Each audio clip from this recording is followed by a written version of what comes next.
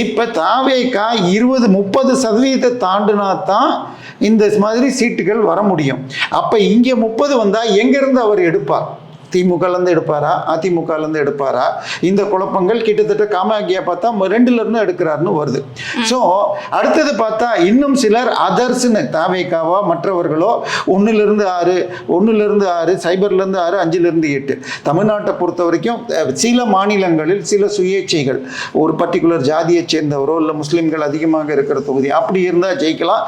இல்லை ரேராக பிஜேபியோ இல்லை காங்கிரஸ்லையோ சீட்டு கிடைக்காம தனியாக நின்று சுயேட்சையா அப்படி ஜெயிக்கலாம். பட் என்னைக்குமே 6 சீட்லாம் ஜெயிச்சதில்லை. ஸோ இதுவே குழப்புது. ஐ மீன் நீங்கள் ஆக்சிஸ் மை இந்தியாவை வச்சுட்டு பார்த்தாலே அதர்ஸுக்கு தமிழ்நாட்டில் இந்த மாதிரி போனதில்லை.